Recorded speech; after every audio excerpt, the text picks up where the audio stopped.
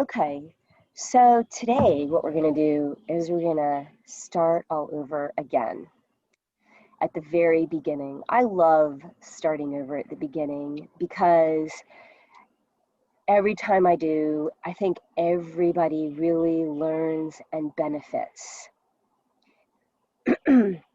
So,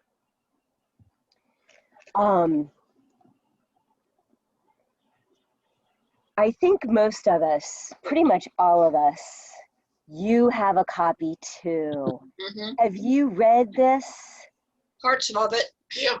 And parts of it just bore me to sleep. And some of them are really good.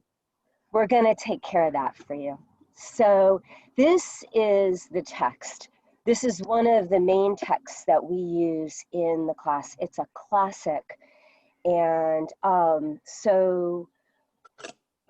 it can be trance-inducing in and of itself. So we're going to walk through it. And we've been working with this book for quite some time. And so when we do this next go round, I'm going to be thinking a lot about, I'm going to, that's interesting. Hold on just a second. I'm going to be thinking a lot about some of the places that we've struggled collectively, some of the areas that we could do more development. All right, so let's go ahead and get started on it. So it's called The Middle Pillar by Israel Regardie, The Balance Between Mind and Magic. And so if you go to the introduction to the third chapter, to the third edition,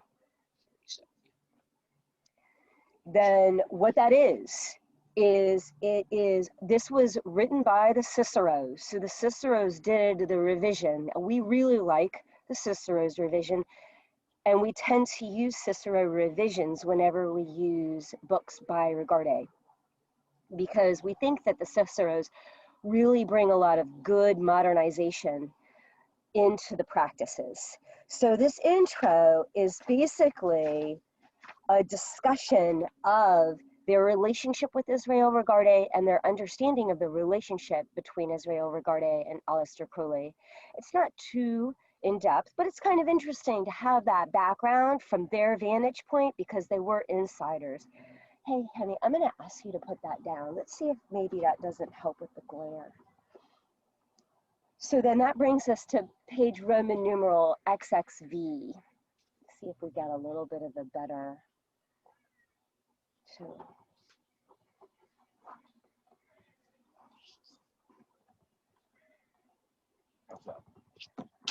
Almost the same. So I don't know what to do. Maybe even a little worse. Yeah, it's actually worse. Okay, so I'm going to wait for you. Okay. So the intro to the second edition was written by Regardie. And here what we find is basically his intent, kind of his orientation to magic. So a lot of people come, especially as we've been expanding, we've been getting questions about what your intent is.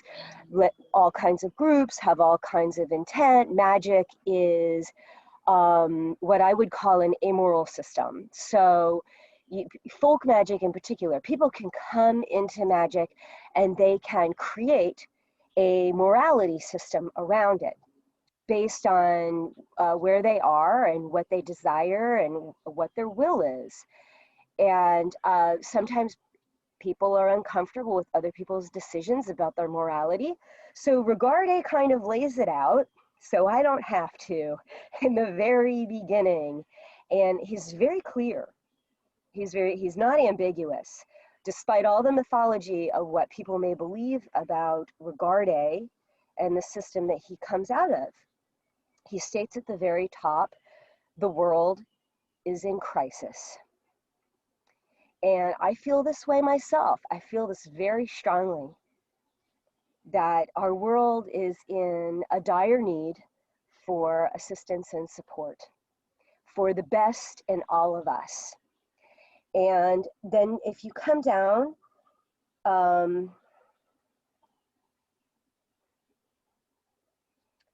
then the second paragraph, he begins that the release from our crisis, from our suffering, comes from the achievement of higher consciousness by the individual. And that means us.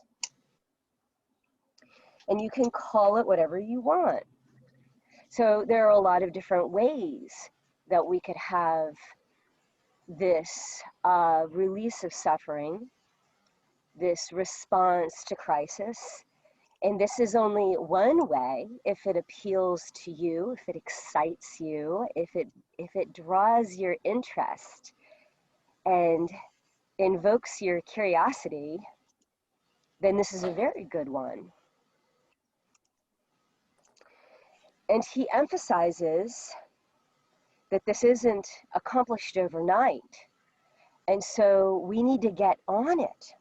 The sooner the aspirant undertakes the task, the sooner it will be finished. And then at the bottom of Roman numeral XXVI,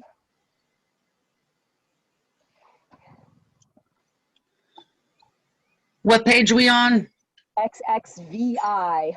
Okay. The intro to the second edition. Oh, okay. Yeah, I'm right there. We have Regardie stating that under ordinary conditions, months may be required for the flowering of a plant. But with the use of a hothouse, we can get results in a few weeks. And that magic can be used to telescope time that's required for us to realize our divinity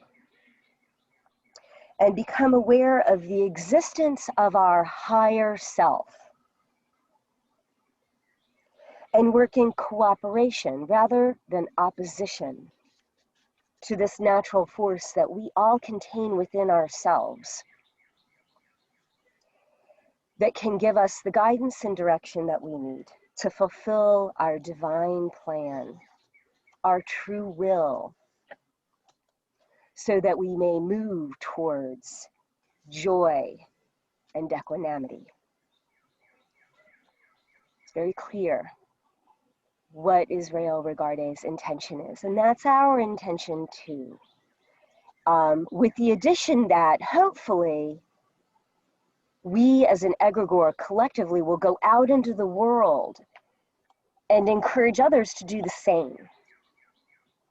So it's an outwardly expanding group for the benefit of self, community, and all sentient beings.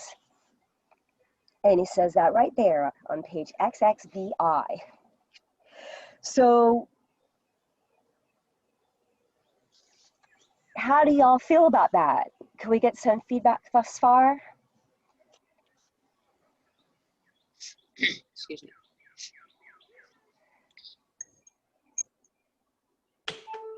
I have feedback, but I'll wait. Sebastian, is it directly related to what we just said? Yes. Okay, go ahead. Well, I feel a lot more cheerful and at peace and in the community now. I don't know if it's magic, but it probably is. It probably is. And when I'm at Publix or at the grocery store, any grocery store, or when I go out in public, I just feel way more at one or whatever, or like at peace and harmonized, and more cheerful, and like I can get along with people. I still do have problems when I'm all alone, but that's another story. So you've had some positive benefit. And I know what my true will is, I think. I just don't know exactly what to do beyond reading books and drumming, which is what my true will is. I know I can't cut out my musical ambitions, and I can't cut out my my quest for knowledge. And and maybe I need to figure out money. Monetary gain is what I need to figure out. And then I like kung fu and stuff like that. But all those things I want to, as where they fit in to a life, where they can fit in is, I think that's my true will. I'm not sure. I don't know exactly. Well, But you will know. When it's your true will, you will know, you will feel it. It will not be, there will be no question. And it doesn't have to be some like super amazing, mysterious thing. If you tell people around you what your true will is, they'll be like, yeah, that's who you are. Yeah, I just I feel really at one when I read a book, and I feel really awesome when I drum. And I don't do kung fu or karate or anything, but when I do it, I like doing it. And I can stand. I can deal with working in the kitchen, but kitchen work doesn't bring in any money. So I think I need more training for something more lucrative, but I'm not sure if it's going to be in alignment with my true will. That's the struggle for me. But like I've showed my neighbors the LBRP and everything, and they're very open minded. So they're like, "Come on, bless my house." I'm like, "Okay, here we go." Thanks for sharing. Yeah, thanks. Yeah. All right. So regarding the mission, I wanted to ask others. Okay. Wait. I'm feeling a huge need for healing, bringing sides together. I mean, I'm looking what our legislature just did, and it's like, when did Florida decide to be the most corrupt state in the union? It's just a nightmare. And the us and the them and the red and the blue and we've got to start building some middle ground. I know we used to have it. I remember. So I guess that's the kind of healing, earth healing, ecologically, politically, just every aspect seems to need some bridge building and consensus. So I don't know if that's fits in with this, but I just feel like that's what we need desperately right now. Everything that we do can be used for self-community and all sentient beings, and is beneficial on many, and the layers of the basic grid work. But that's where we're going with the elemental and the planetary work that we do, that we've been doing as demonstrations on Thursdays, elemental and planetary work. And then this is more class oriented, and we will also have inclusive rituals that people can participate in. We're just trying to generate some momentum for the moment. Right. But yeah, that can we definitely have done that work, and we will continue to do that work. It just seems like we're just creating toxic pockets all over the place, and we just need to flush those out.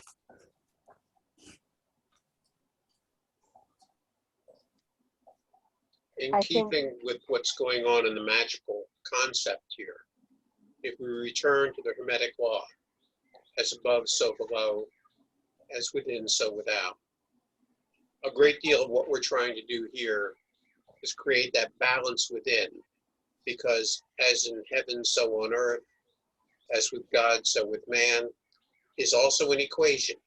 And if we can bring these changes about in our own selves and our own psyches, they will mirror in the larger macrocosm. Yeah. It's just making the work real and full. Making it real. And that means we've got to have, ripe. We need to ripen. Yes, and creating a very authentic spiritual connection. That's really the core of it. And one of the things that it's very important to understand about the Golden Dawn system that we use as our beginning training before we get into the more the complex ESSG work. The Golden Dawn stresses balance over and over and over again. Their goal is to have a balance, to have a balanced psyche, a balanced life, a balanced emotional world. So those are the things that we're focusing on as our beginning training before we go into the more advanced work, so that we can be capable and we can have that authentic connection. And Ed's right. As we work on ourselves, then we work on changing the political, the socio-economic situation around ourselves, and that it has a rippling effect. And we can do some social justice magic later if everyone wants. I have a plan. I've got the next couple months mapped out in my head, and then once we're done with that, then we will begin doing focused work. Alana and Eric, I have a question. Okay, go ahead. Would it be unreasonable to like do magic in public, or is that like not how it's done? You No, can't say like get the little kids doing the LBRP. Don't No, I'm practice saying like magic in public. No. No, I mean like teach kids LBRP like at a rally or something. No, Sebastian. I was just wondering. I was just asking. No, don't teach anybody anything until you have to pass your neophyte grade, and then you have to request the ability to be able to teach before you can teach. Okay. Okay. And that brings up a very good point, that people should not be teaching the system without asking me first. Okay. Okay. Anyone else about the intent of the system? I like it. It's working for me. It sure is. Yes, you've had many manifestations. Holy cow. Hard. Soar. See, I would also like to suggest, instead of searching for a middle ground, perhaps find a common ground. Can you please expand on that for us a little? What do you mean by that? I meant like with the geopolitical stuff and the political stuff. Like you can't. I've come to learn that it really has nothing to do with left or right, red or blue. It has everything to do with power and profit. Yep. There is no middle ground. What we need to look for is common ground. Like gardening. I think that basically most people they want the same things. They're good, and as soon as you allow the narrative to push you or to prod us into groups, don't look for middle ground, look for the common ground. Okay, well, I was using middle and common together, so I apologize I know, but for that. just to me, it's like just the word middle in and of itself is playing into the right left stuff, and I just feel like I think that's a word I'm going to kick out of my my vocabulary and start using more words that are common, that are humanitarian, that are that don't have those hooks in them. Yep. Because the words that we use are spells. Yes. And somebody's been paying attention. Huh? Somebody's been paying attention. Yeah, and now like more and more I see things that I didn't see before. Like I recognize that I'm like, nope, sorry, you ain't gonna get me with that. 'Cause I know that trick. I know that trick now. So, any divisive types of languages, I just, I rise above. I think it's easier for me to do now. And yeah. I can interact with all kinds of, I've expanded my circle way beyond what I ever thought I ever would, and into realms way beyond that I didn't even know were there, and have been making a lot of energetic movement in the good with both sides. I think, yeah, we're all getting new batches of stuff that we need to be aware of. We're all having to level up our sensitivity scales. And one of the things that really practice of assist on magic that. lets you do is see through the veil of the Yeah. societal programming Mm. that we're all inundated with. And not to And judge you know, it in terms good or the bad, word but middle, to I know always it's there. used that. I always used that, and it just occurred to me that that it was a hook, that I'm gonna switch that out now instead of. It's just like using the word common is like a higher octave of using the word middle, right? Yeah, I get it. So we're there. Mhm. We're already there. We already won.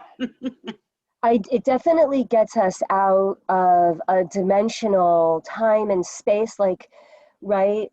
Because Tribalism. middle kind of implies a spatial orientation, whereas common gets us out of the It's more spatial collective. orientation. It's more Yeah. collective. I do see that, what you're saying. I think it's a very good point that you're making there. I just got that when, thanks to you.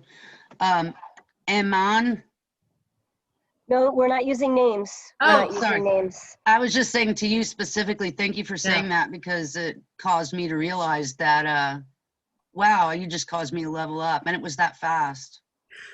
You know, it takes, what you said got me to think of it as more three-dimensional, like instead of a middle ground in the middle, bubbles of commonality, places where you can agree and connect rather than just this one narrow strip. right. Plus, if you use the word middle, by the very nature of that word means that you can be pushed off balance. Yep. Right. Yes. Very good insight. I really like that. So it really orients you to a more Whereas if you stable. stay common, you're already, you can't touch me, you can't pull me either way. And you're not going to get me to believe that bullshit. I don't know. Although I do want to say, as a diehard rebel, we need to find space for uncommon grounders too. Well, we do. But I was just pointing out that with all the, I feel like what the world needs more of now is coming together and finding the common ground, and less of letting the powers that be use absolute divisive strategies with the freaking intention of causing division. Right. And Yeah. I see it, and I just don't, it used to get me, and now it doesn't even touch me anymore. Okay. I feel like I got that from this. Well, I've been looking at this 2 or 3 sentences on page XXVI, and it goes to what you were just talking about. Remember all ye that existence is pure joy, that all the sorrows are but as shadows, they pass and are done, and there is that which remains, and it has been written, I am divided for love's sake, for the chance of union. Unity. This is the creation of the world, that the pain of division is as nothing, and the joy of dissolution all.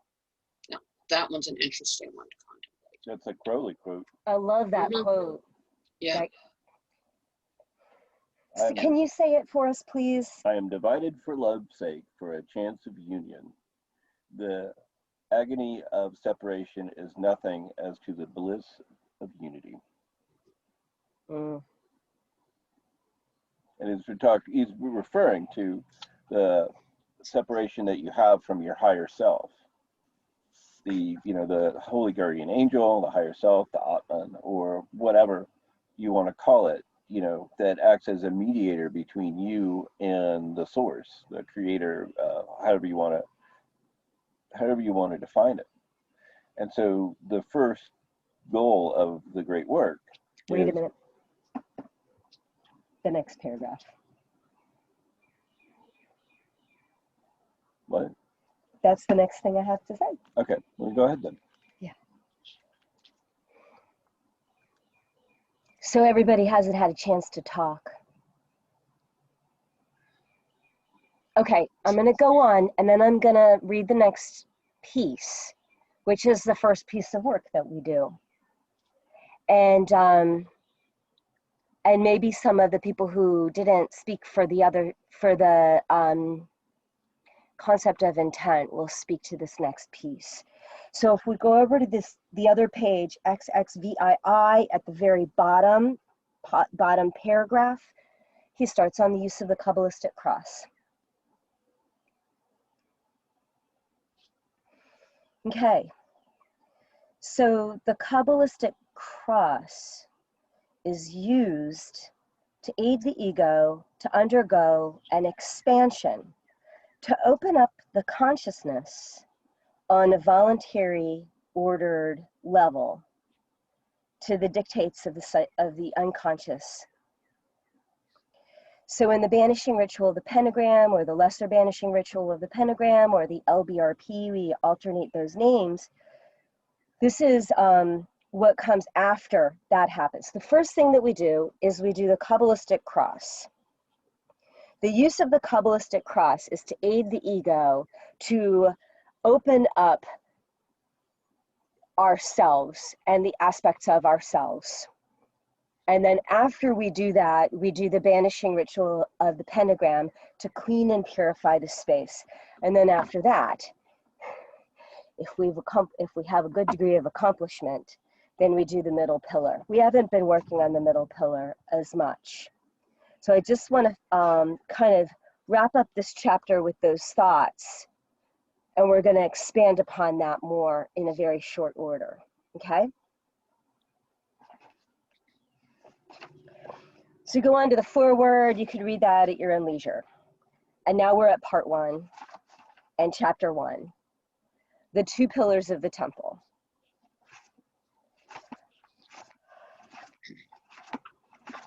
Goes all the way to page 25. So page 3 to 25 is the 2 pillars of the temple. Now this is where Israel Regardie talks about psychology, and he brings in what he knew at that time. 1930s. 1938 was when he did the revision of it, and he says that he chose to kind of keep it intact.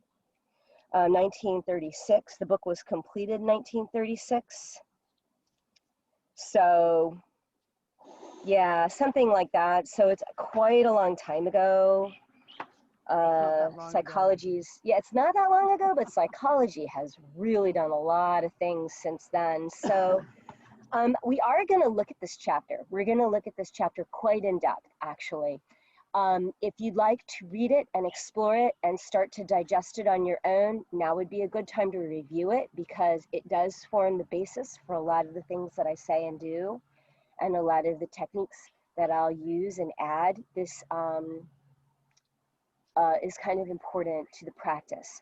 So, but I don't want to do it right now. What I want to do is I want to do a little bit more practical work, because we have, as an egregore, had a lot of conversations around psychology. I think we need more practical work, but I want to do the practical work and then go back and look at the psychology again. Does that sound okay to everybody? Works. But if you haven't read that chapter, please do. And then chapter 2, where he talks about the tree of life, as far as I'm concerned, I think that this is, really interesting. It's like sitting down and having an evening with Israel Regardie while he talks to you about Kabbalah. He might do a little bit of a better job in other areas, like he has books that are dedicated to the Kabbalah. We like to look at the Kabbalah from other sources, but this is, it's kind of his, this is going to be really trancy and boring. Qabalah really quick. Hold on. This is really trancy, and so you're gonna find yourself losing interest really easily. So just know that chapter 2 is not really that important for what we're doing here. Chapter 1 is very important. So don't put too much energy into trying to grasp every meaning that he says. A lot of times, I think sometimes his thoughts are not as clear in this area as they could be in other places. So go ahead and give us what you wanted to tell us about the Kabbalah. Okay, so I just wanted, for anybody who hasn't been familiar with the Kabbalah is an aspect of Jewish mysticism, and we don't study the actual Jewish Kabbalah. It's unavailable to us because unless you've been raised Jewish, you really can't approach it in such the most superficial manner. The Kabbalah that we study broke away in the Renaissance with people like Paracelsus, who was an amazing, he was one of those early doctors that said, no, you should actually clean the wounds so they don't get infected. He was one of those sorts of people, and he was a ginger fluid back in the Renaissance. He's a really cool guy.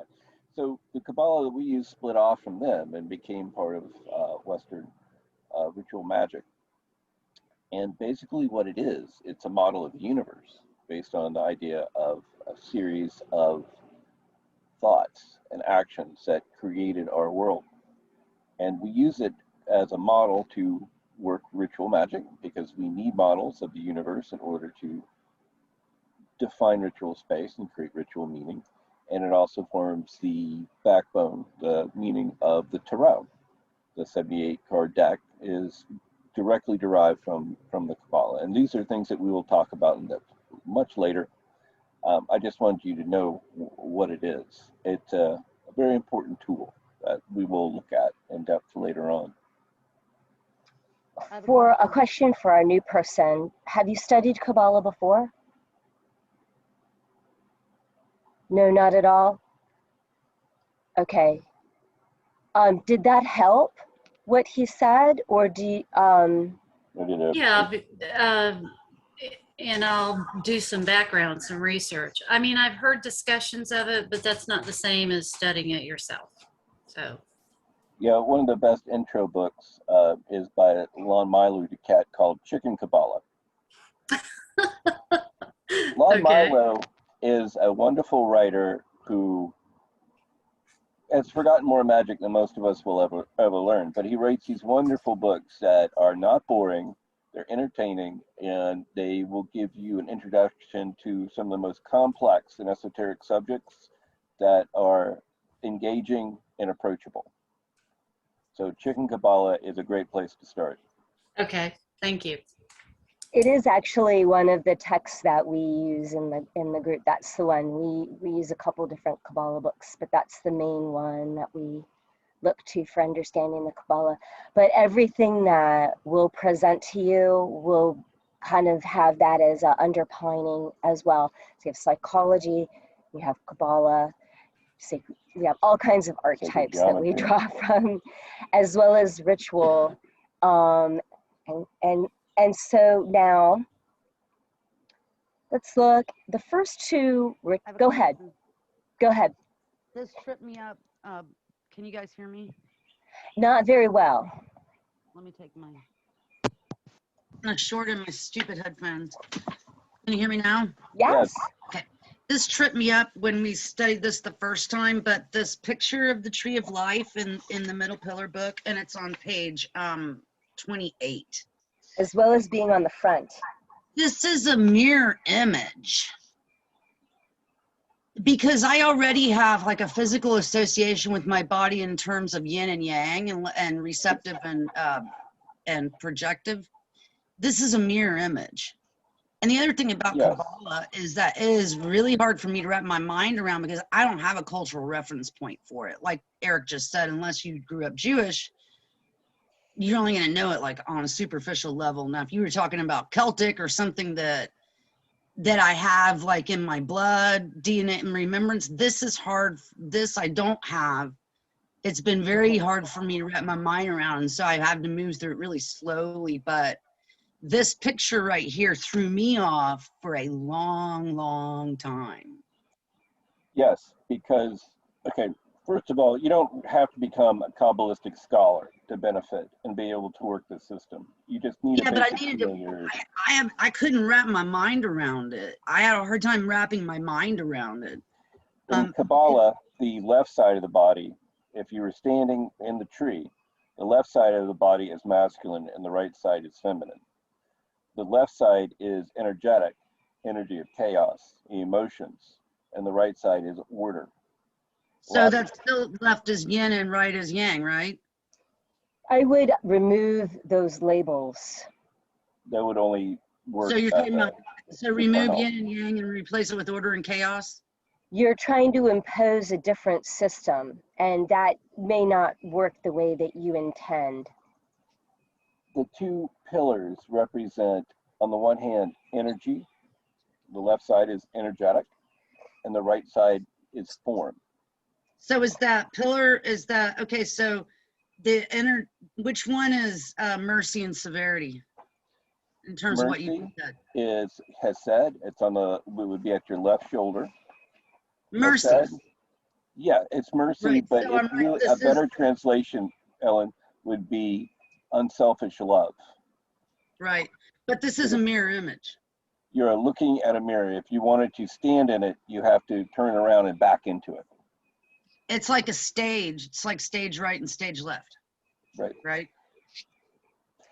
So in most systems, you have the deity, and this was mentioned, and I forgot to highlight it, back on page XXVI, herein lies the value of magic.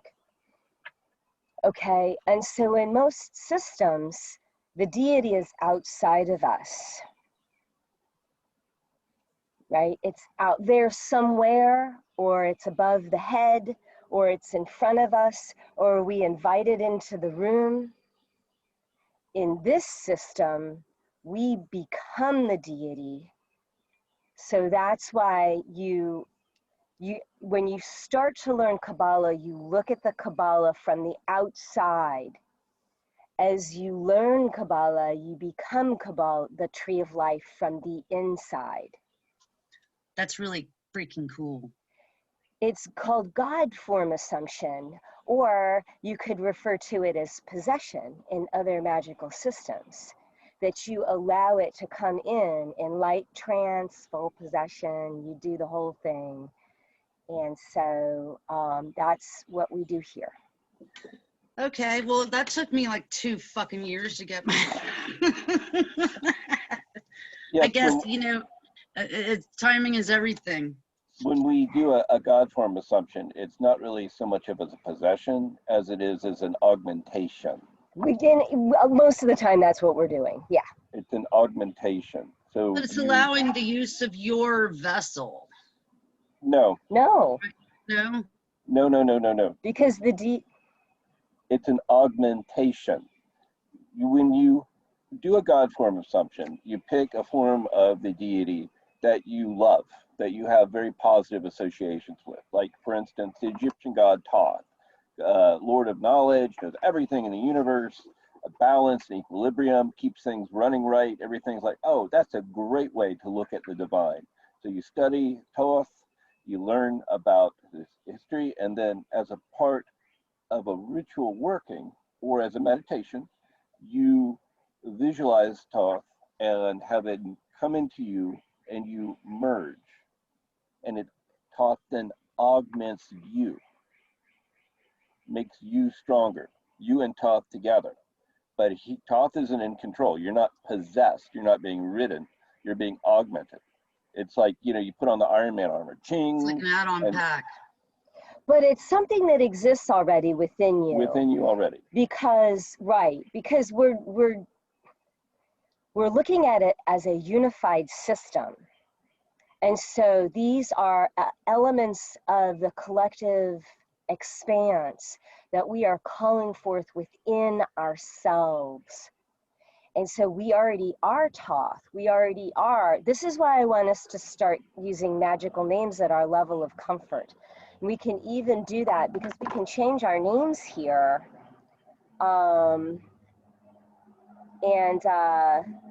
See, look.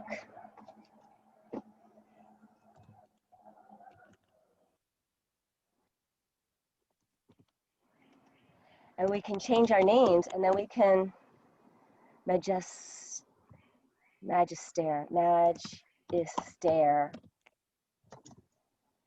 Well, also, when you take on the magical name, you automatically are augmenting yourself.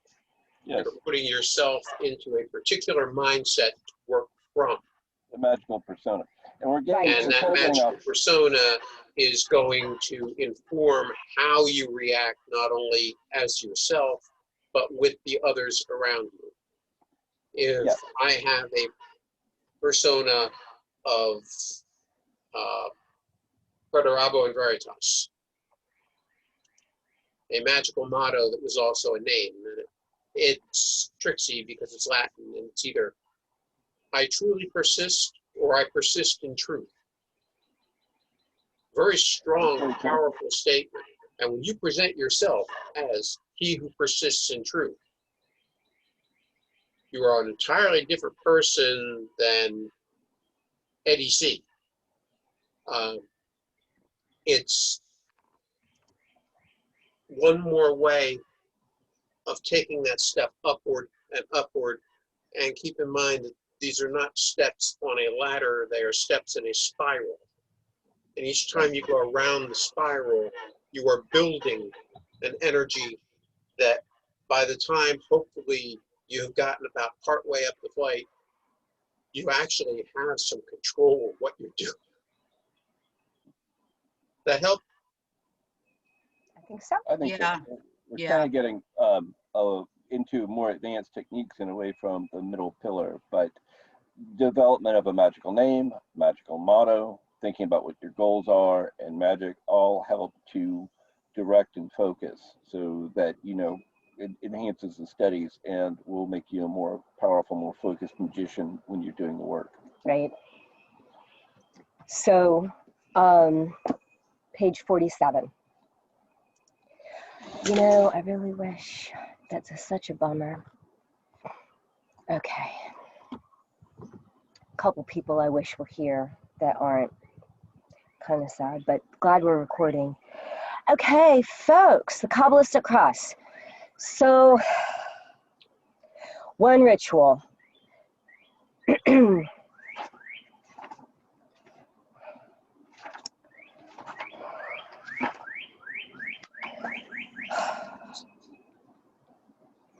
All right. Let me think for a minute.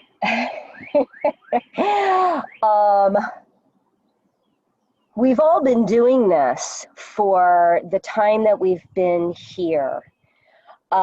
Is anyone's, I'm not going to ask because I don't want to out anybody or make anybody feel uncomfortable, but I think that there are people who are still really just kind of weirded out by the idea of approaching ritual at all. And so this ritual is one of the really simple first steps. It's like fused with this other system iconography, but it really takes on a very unique meaning. It's really interesting when we take that power and cross ourselves. We're really taking that sacred, that communication with the divine into ourselves. And there are a lot of things that start happening when that happens. And so Lon Milo, in the little audio that we watched last time we were watching it, he cautioned against telling other people how to interpret what's going on. So I'm going to try to refrain from doing that and stick more with the exact technique of what happens. And so over, I see a new face popped in. Over the next week or two, I want to be practicing and describing and going through the Kabbalistic Cross so that we can all get comfortable doing it, and so that we can just kind of do it at the beginning of every single meeting that we do. So at 10:30 when the meeting starts, we'll do a bell or something, and that will shift our awareness, and we will begin doing Kabbalistic Cross from this moment henceforth at the initiation of all of our meetings, including Temple Thursday at the time of start.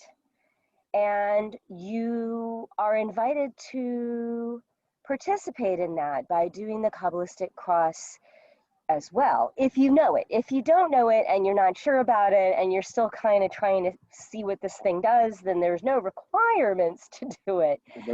No forced participation. There's no forced participation, but there's plenty of people here that could certainly engage in this and would probably benefit from the prompt to do that.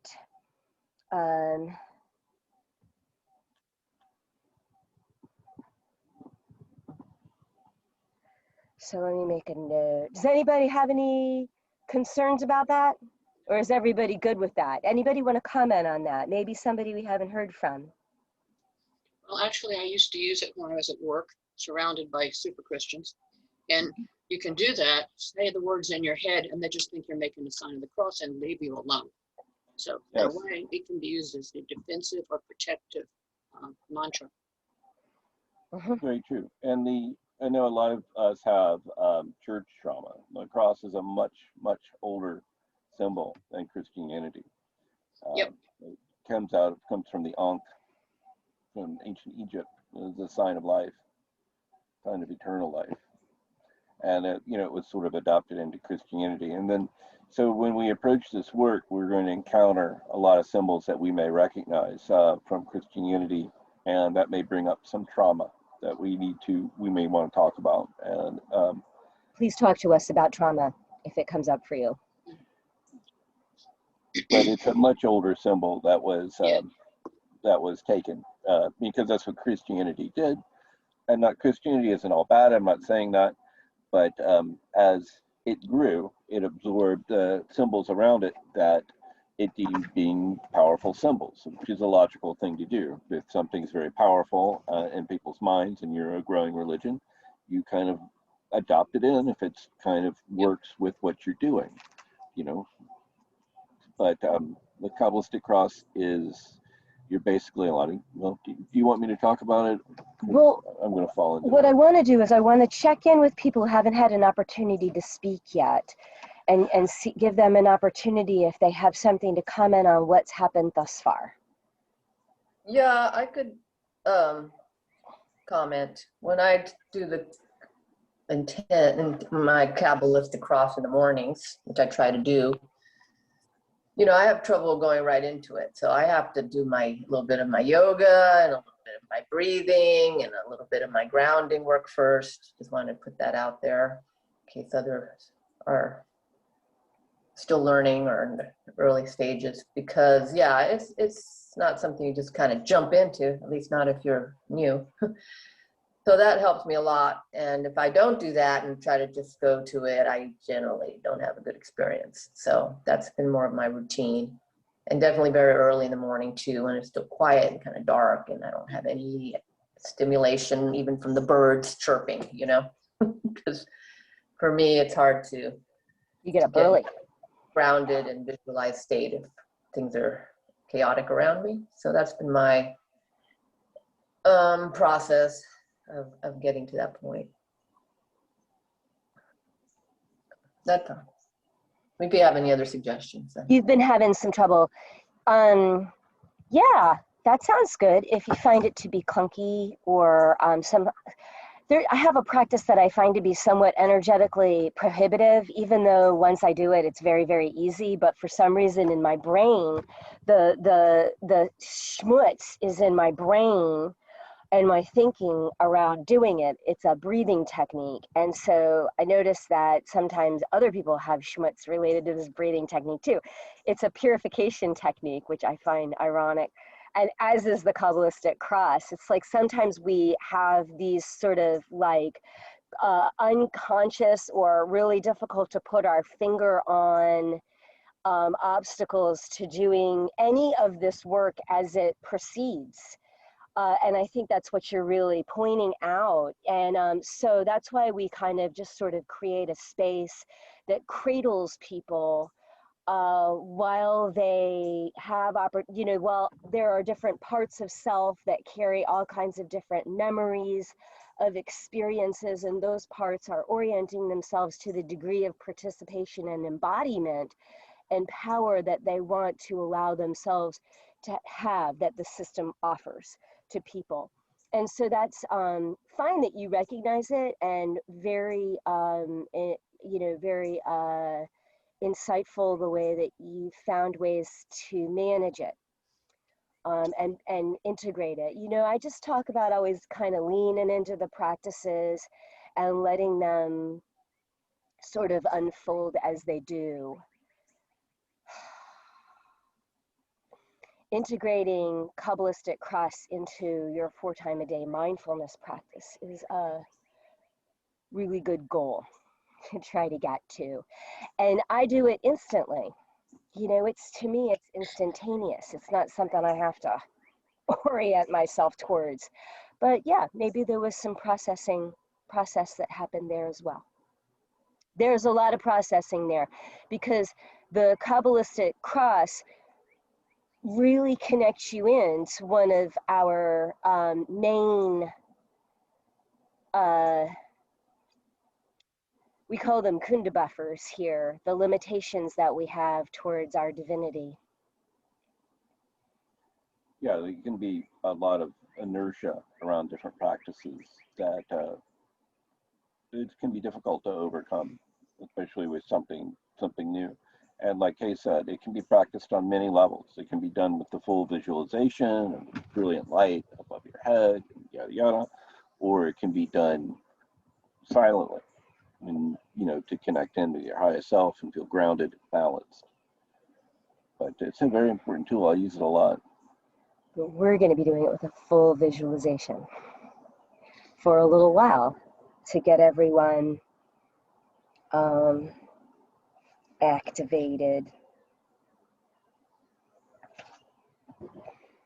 So what I think, okay, anybody else how many more people do we have that haven't spoken? One.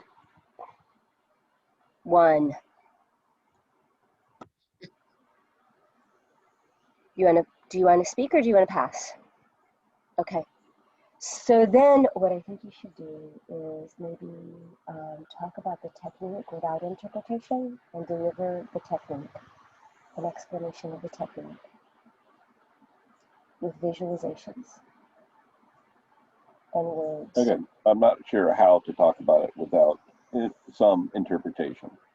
Okay, do the minimum interpretation that you can do. I can't help myself. But so the technique is the first ritual that you learn, and it's the most important, because as we say over and over again, fundamentals aren't the most important thing. Fundamentals are the only thing. So you begin by standing straight or sitting straight. You want to have good posture, just in any meditative technique, and visualizing a brilliant light above your head. So like on the tree,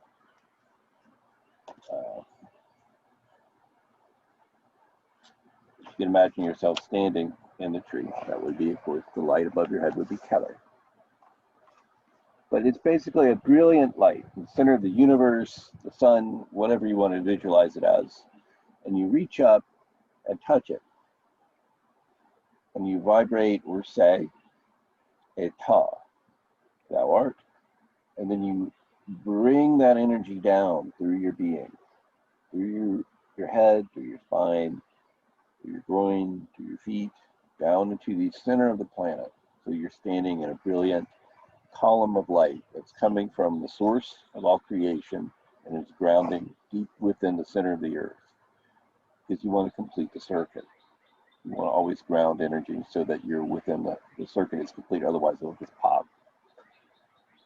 So Eta, bring the energy down, ground in the center of the earth, and then you say or vibrate Malkuth, which is the bottom chakra on the tree, which means the kingdom. Thou art the kingdom. Now you can either, from that point, you either go right-left or left-right. I've seen some of the original documents of the Golden Dawn, and both are valid. I like to start with the left shoulder. Eta, Malkuth. Go to the left shoulder, visualize a brilliant blue light. That's Hesed, the unselfish love. the Gedula. Bring it across through your heart, through the right shoulder. And the Gevura, the Gebura, which is the power. So you're balancing between this unselfish love, this creative energy, and this ability to impose limits, boundaries. Two important things to master, and you balance that. Thou art the kingdom, the glory, and the power. And then from that point, you can bring your arms across your chest, or together, Leolam, Amen, which is basically for the ages, forever and ever. So, Eta, Malkuth, Vigedula, Vigebura, Leolam, Amen. Very, very short ritual. If there was much of the visualizations that you can add in, the better. But it's something that you can learn very easily. And it's all in Hebrew. Okay. So tell us the colors. Brilliance. It's not really even a color. You can visualize it, the light above your head as a white light, but the idea is that it's just brilliance. It's such bright light, it's like fractaling out into rainbows and such. And then when you bring it down to the center of the earth, you can either visualize it connecting to the fiery core of the planet or an earthly sort of color, whatever works for you. Traditionally, it's citrine, russet, olive, and black. But if you want to visualize a crystal, that's fine. The idea is that you're visualizing the earth and connecting that source of source of everything to the planet beneath your feet.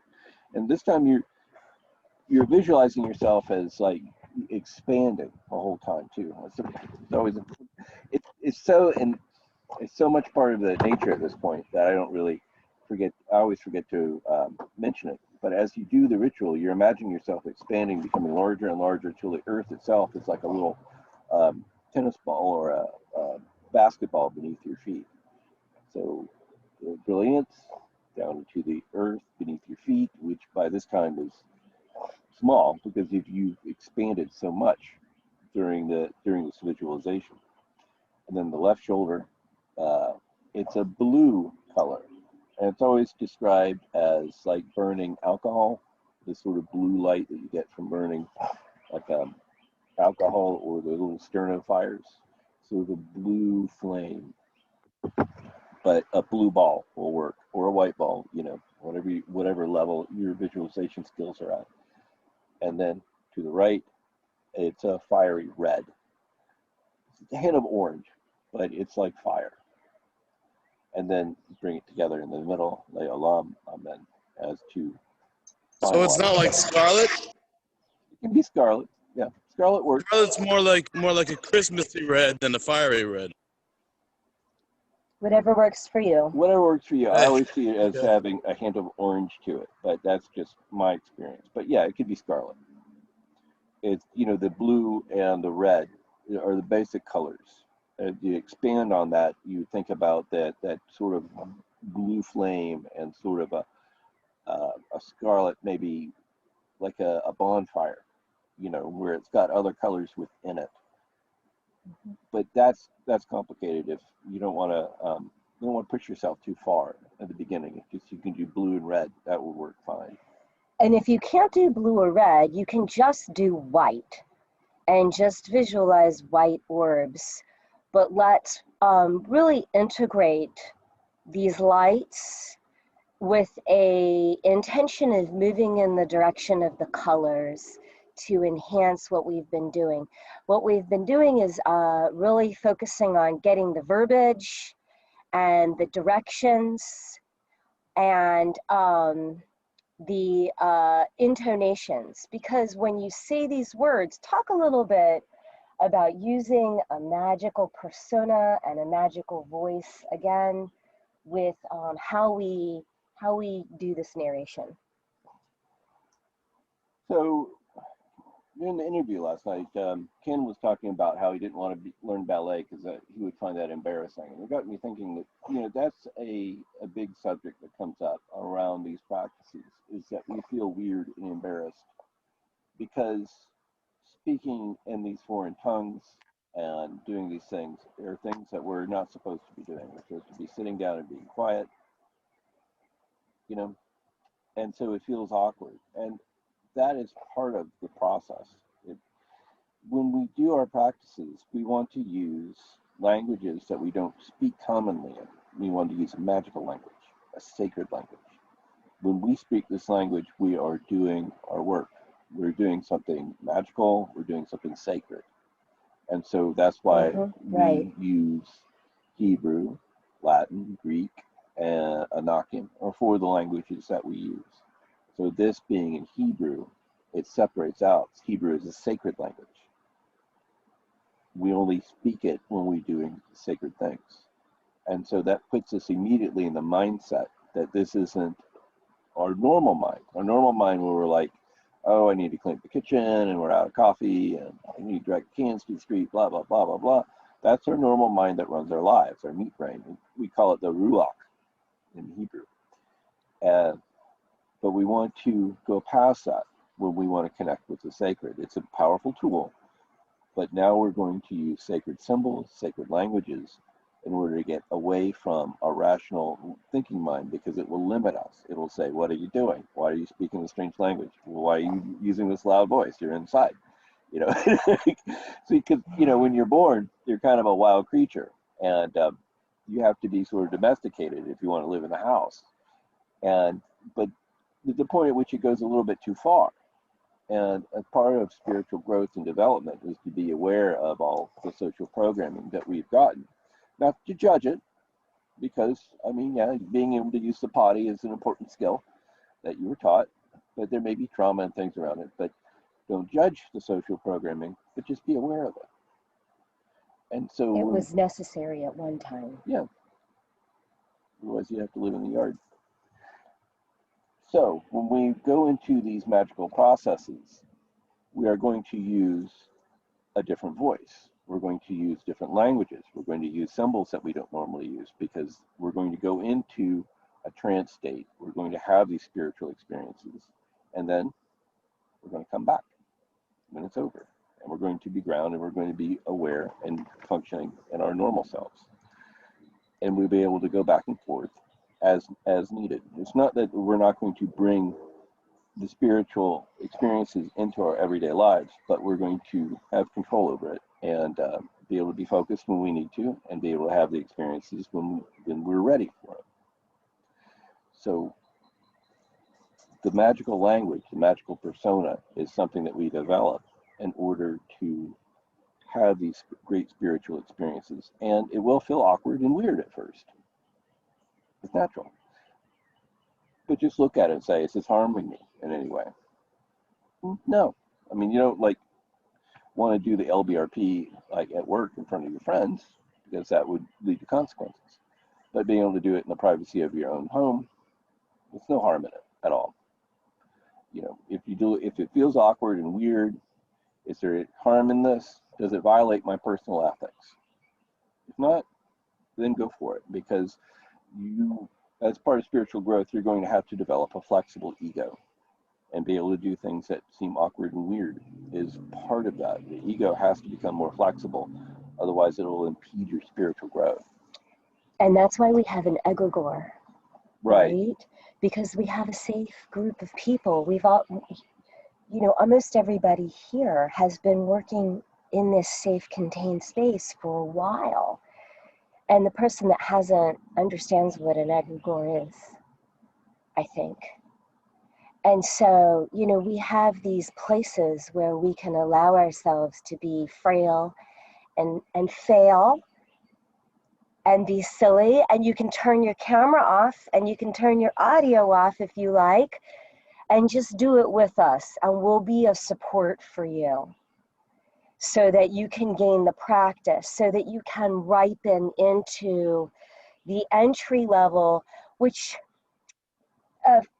Magister, you did an excellent job at discussing some of the symbolism that's involved with the Kabbalistic Cross. And when we do it, I'll be kind of pacing us through in a guided meditation format, so that I'll be saying things like, okay, everyone, face east, visualize. And then I'll have the line of things. And so you'll be able to follow along. And we'll do this with the Qabalistic Cross and the LBRP so that we can gain proficiency and ripening and maturity in this practice as a magical group. And we no longer have to have that. Then we can use that as a platform to do more complex rituals. You know, I'm not saying that you guys are ready to do Thursday night ritual, but so that you can gain, so that you could at least stand on that platform and go higher. Make sense? Some people in the group already do chemical concentrations in the horizontal vortex. We'll get to you later. But everyone can always use deepening of this practice. This is a practice that never goes without fail. So I want to kind of connect back into people one more time, and then so to kind of get people's experience, to kind of get people's feedback, if they want to offer anything to the group that they think might be helpful with regards to the Kabbalistic Cross and how it's been coming along for you. And then we'll give our interpretations of the practice. And then we'll call it a day. So who would like to offer some commentary on their experiences with the Kabbalistic Cross thus far? I'll go. Okay. It's really easy for me now. Not so well. It's very easy for me now. It's easy for me. Oh. Easy for me now. I don't struggle with it at all. It comes very naturally.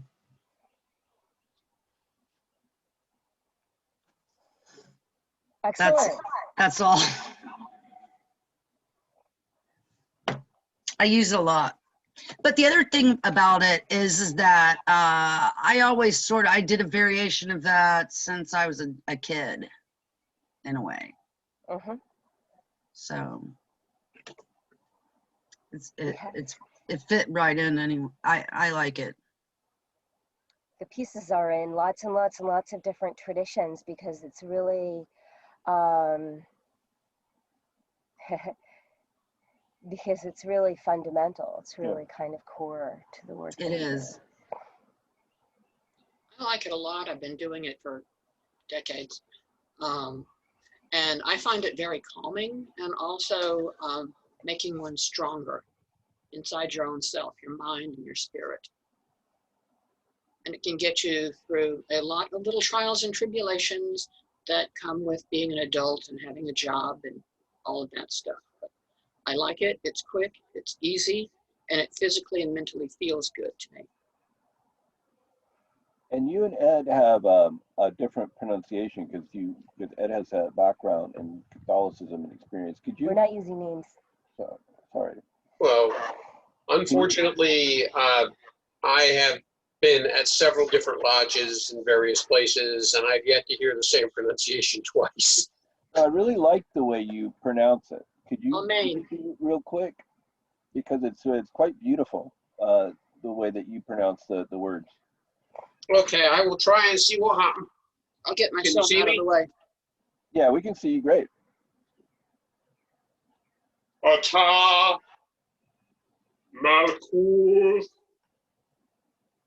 Legetura Legetura Leolam Amen. Kind of like that. That's excellent. I mean, that gives me chills when you do it. I really like your magical voice, and your pronunciation is very wonderful. I like the Omain. This is when I was being taught by a certain freighter we both know, all three know, that he uses the Omain as well, or at least he did at that time. And it just seems to me, it's not Amen. It wasn't like going to Sunday school. It was going to someplace real. Omain. Right here. Well, that pronunciation also came from Rabbi Garfine as well. Yeah. That's what I was going to say. It sounded Hebrew. Yeah. But much older, not modern Hebrew. So yeah, I really like the way that Ed does it. I think that's something to model on. A lot of my pronunciations may not be as authentic because I learned a lot from books. So it's very helpful to have Kay and Ed in the group with all their experience working with different groups and their training to help us with this. But it's okay to have a different pronunciation. Mm-hmm. It's okay. We don't really know exactly how Hebrew was spoken in ancient times. And if you have an accent when you do the divine names or speak the sacred languages, that's fine. We're not going to criticize somebody on their pronunciation unless it's ridiculously off. But even then, we're not going to criticize anybody for the way that they pronounce the sacred names. Am I the only newbie? Okay. I was going to say, because it's on page 47, so you all know that. One other comment I would like to make before I shut my mouth. This book, Middle Pillar, is somewhat dated. Yeah. And it maintains itself. And while I'm sure everybody here has read academic text before, it is extremely important in this text to read the footnotes because the Cicero's clear up a lot of things in the original text that are a little odd and bring some concepts like the very negative aspect that Regardie has towards witchcraft. That is not what we understand as Wicca or modern witchcraft today. He's talking about what used to be classified as Gothic or satanic witchcraft. And he's trying to separate the magical orders of the 1930s from straight up diabolism, which was also something that was very much a concept at the time. And it's an artifact that really needed to be updated and never was in the original texts, because this was written, keep in mind, 20 years before Gardner was allowed to write about Wicca. Right, and we do need we just about always have that conversation, you know, what we're doing is this, and the evil stuff is that over there, we don't want anything to do with. I mean, that's, you have that conversation all the time. Not our business. Yeah, that's not what we're interested in. Diabolism and that kind of stuff. Diabolism. Sounds like a video game. The immortal words of John Bigute. It's not our planet, monkey boy. Yeah, we just saw that recently. It was on too. And I had to stop and watch it because it's just so outrageous and hilarious and fun. Okay. Other comments on the Kabbalistic Cross and how it has expanded for you over practice. Excuse me. I find it quite calming, and also it as a practice, and also as a practice, it is stabilizing, and also makes it easier for me to step into, for lack of a better phrase, a mystic frame of mind. And it's very, very good for that. And you've got the whole thing. It's just there, and you're not going to screw it up. And if you just follow that, you're just not going to screw yourself up either. And that would be about it. I agree with Kay. Yep. We're not using names. Oh. Well, my name is a letter, so what? It's almost impossible. Right.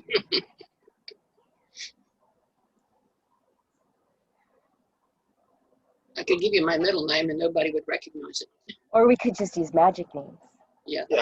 As to that, if we're going to start using magic names, it might be advantageous for us to go around the board and say who we are with our lodge names. Let's do that next time. Yeah, that way I can write them down. But I think that's a really good idea. Let's definitely do that next time when It's we a whole lot start. easier to identify somebody if you know the name they're talking about. Maybe what we could do is we could start by ringing the bell, doing a Kabbalistic cross, and then everyone could go around the board and name and identify themselves. And then we could go into, and that would be a really good temple opening. That would be really nice. And you can change your name if you want. And you can change your name. Everyone has the ability to change their name, just like I did on the bottom. You can change it on the Zoom, which would be helpful to everyone else so that they know what to call you. You can I you can come up with a natural name and change it later. You can always change your name. What's going on? I say I have yet to discover, or whatever you want to call it, my magical name. I haven't. Okay. It hasn't really come to me, or I've thought about it, or decided. I don't know. So, you know, if you are comfortable using your name, you can use your name for now, and you can change it. Like my magical name that I'm going to use in maybe more personal settings is going to be different than the name that I'm going to put up on the website or use in more public environments. But that's something that you settle into, I think, and it changes over time.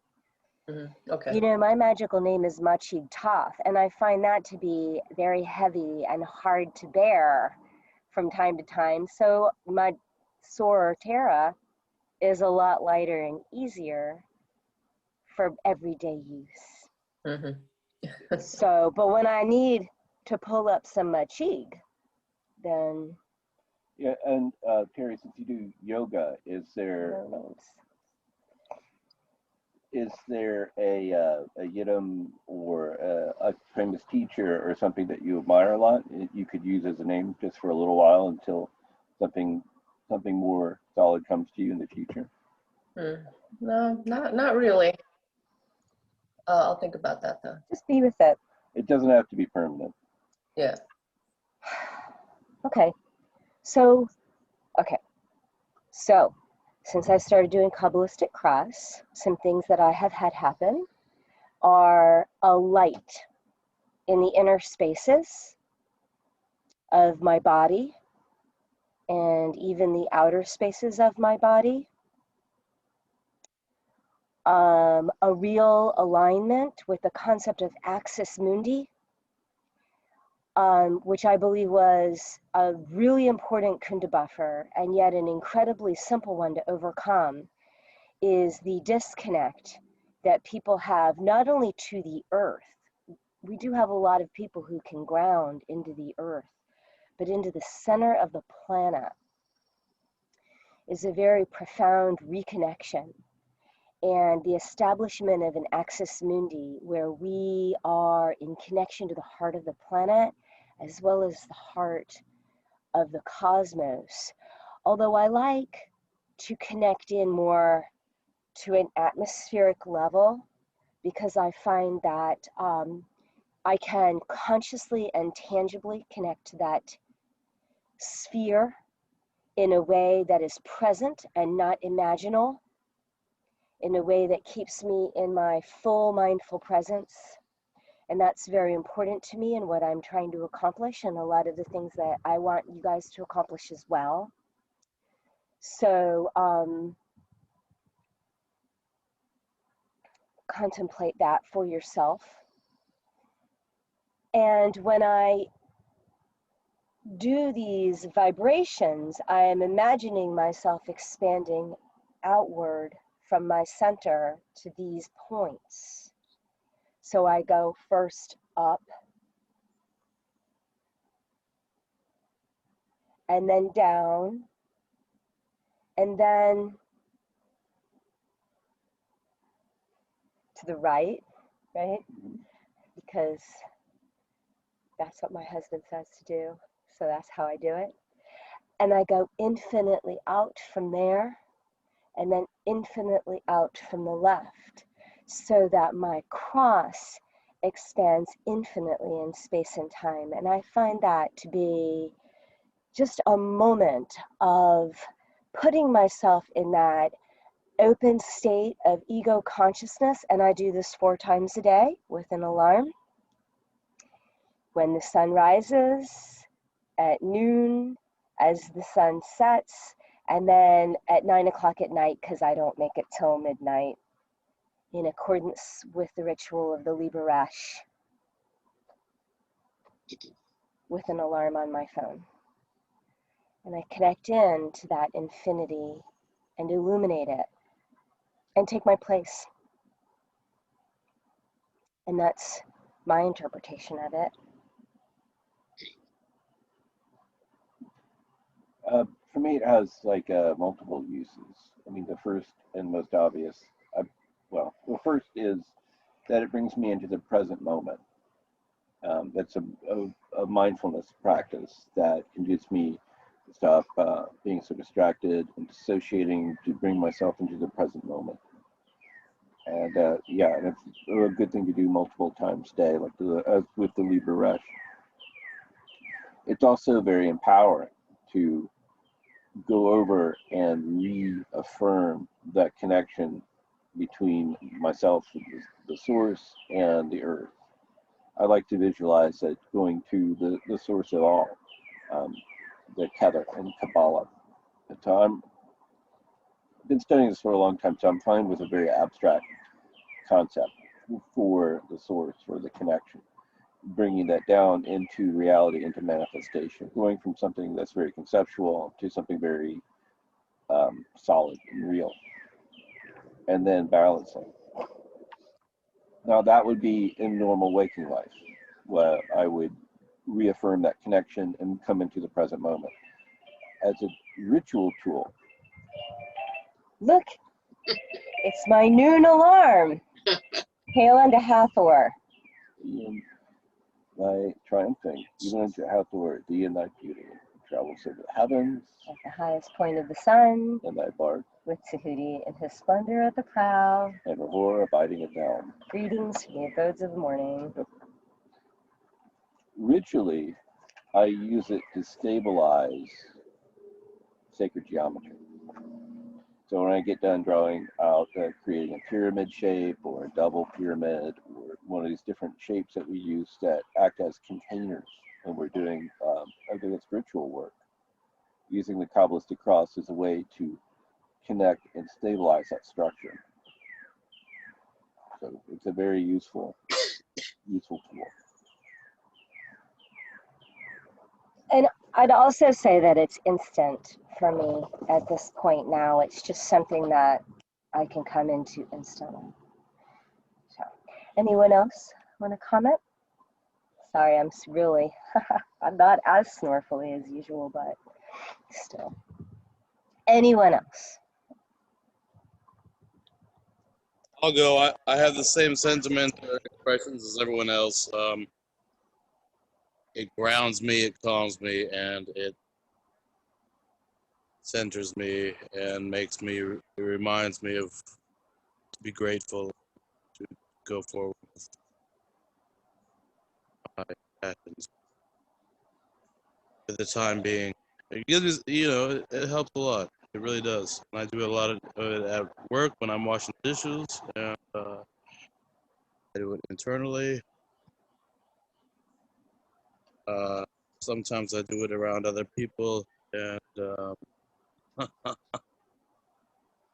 feel like I'm Thanks doing for the right coming.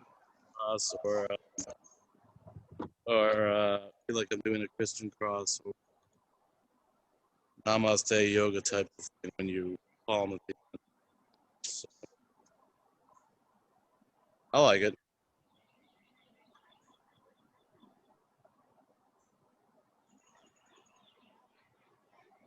Okay.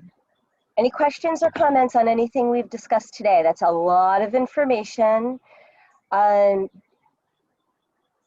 think it might be good for us to just kind of go with that and go with the visualizations of the colors and the lights as being an added layer to what we've been already doing. If you haven't been doing it, just add it. And if you have been doing it, then you're good.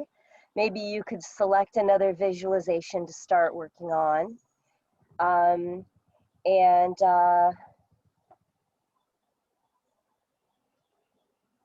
what are we doing Thursday? Thursday, we're invoking Saturn of Earth. So we invoked Jupiter. Do I have my document here? We've invoked Jupiter there. And these are 4 planetary rituals that we put out into the community for our egregore to kind of divine the energy of our egregore and strengthen our group, strengthen the skills of our group, and to attract people who are in alignment with the goals and intentions that we have. So we started with Jupiter there, which is benevolence applied to thoughts and values, universal and cosmic values, and being of service to the community. Then we did Mars of Fire. Boy, wasn't that fun. Glad that's behind me. And that was positive initiative, leadership, power, physical manifestation, activity, and participation, having greater levels of engagement in our practices. And then last Thursday, we did Mercury of Water, which softened all of that intensity out for me, hopefully for you guys as well that attended. And that's vision, insight, intuition, as well as self-determination and communication. And then next Thursday, we do Saturn of Earth. And this is patience, steadfastness, stability, reliability, and centeredness. So these are all qualities that I thought would be lovely to add to our community. And so we started doing this so that we could have something happen. We had never had Temple Thursdays before. But I want to, right, it's just an opportunity for us to do more practice. And it might not be available for everyone. It might not be enjoyable for everyone. You might be boring to tears. You may have other things to do that day. But we're going to try to have a commitment to meet on a semi-regular basis. As you know, everybody who's been working with me knows I can be at times inconsistent due to other pressures in my life and my health. We're going to do Saturn of Earth, and then we're going to take a little bit of a break. We're going to take a 1-week break. And by the way, we're not meeting next Sunday for Temple Thursday or for Sunday class because it's Mother's Day. But keep your eye on the page, because I think that I haven't mentioned this to you. I should have talked to you about it first. We might do something else on Sunday. I have a question about the Qabalistic Cross. Hold on, I'm not finished. Okay. After this last Temple Thursday, and we finish these 4 elements with their 4 selected planets, we will go back and we'll do more elemental practices. Specifically, we'll do earth, air, fire, and water as it's presented in this system. And when you walk away from those rituals, you should have a feeling of the energetic presence, a very, very clear, unambiguous experience and sense of awareness around what these elements are. So if you've been in magical practices for long periods of time, you probably already have a sense of it if you've been working with elements, but I think that we could really sharpen and enhance that. So we're going to knock it out. Plus I need to do elemental rituals as part of my study practice. So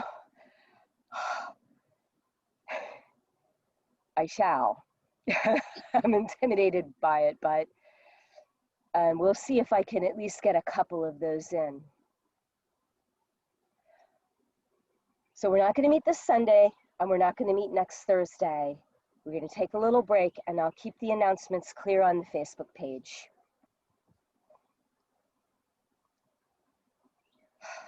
All right, what was your question? In regards to opening up to the unconscious, is the message always positive? Like, is that a good thing? Does that mean when we do the Kabbalistic Cross, according to Israel Regardie, we open our ego up to influence from the unconscious? So I just wanted some clarification, just more knowledge about that kind of dynamic. Is it really real? Does it happen every time?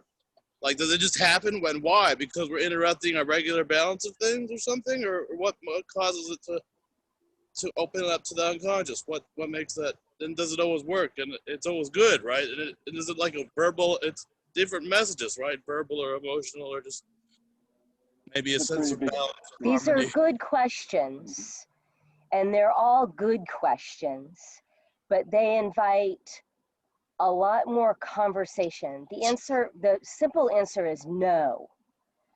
Part of the purpose of the Kabbalistic Cross is to give you the grounding that will be necessary to expand safely in the future. So the Kabbalistic Cross and the LBRP, and also by extension, a temple consecration, are all designed to create a container so that you can go into the unconscious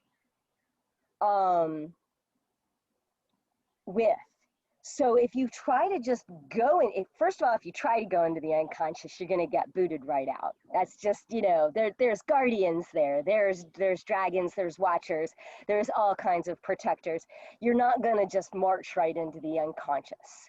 And there's nothing that you could really do that's going to allow access.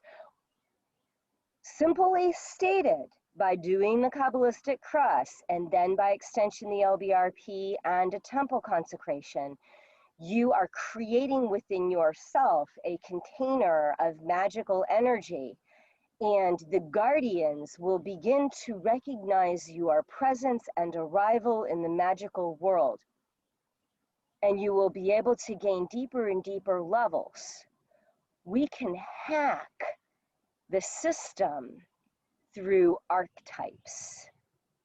And so the use of vibratory language, the use of foreign language, the use of facing different directions and visualizations are the hacks that we use, the tools that we use to access those.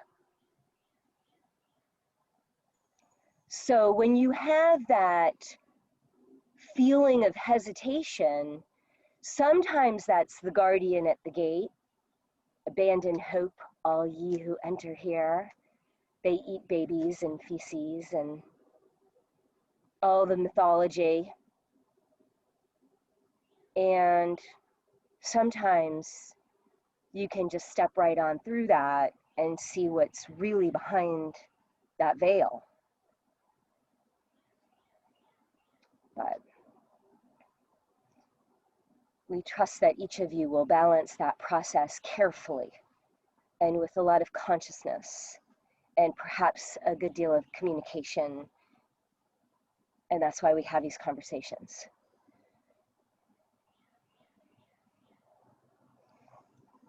Does that answer your question sufficiently? Yes. Okay. Anything else? Quick question. Since we're going to be having the Saturn of Earth coming up, I believe, would you mind putting up any requirements for the altar display or robing that might be useful in advance of the ritual so that we can get that set up before we come into the room? Yeah, sorry, I've been sort of remiss at posting the details ahead of time. But yes, let's try to go ahead and get that done. Maybe tonight I can get the sigil up too. Sure. Cool. Sure. Yeah, I've been really I really had my butt kicked by something. I don't know quite what it was, but it's really challenging. It's been quite challenging for me. So I'm here. But yeah, we'll get you something early. Earth, Saturn. Right, but for everyone else too. It'd be better to have the preparations up early instead of at the last minute. It's been so busy. Well, especially since we're creating an egregore, we want to have everybody on the same page and, recommended specific color instead of just Saturn, that sort of thing. Like the light blue we talked about, the last one, silver blue. Yes. Still got that sitting there. And it's not like I don't have veils of every color back in my bedroom. Appreciate that, though. Yes, thank you. Anything else? Well, Aman, thanks for joining us.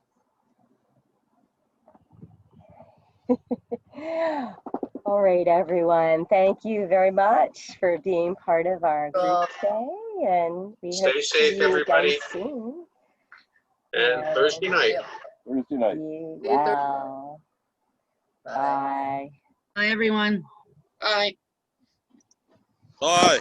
Bye.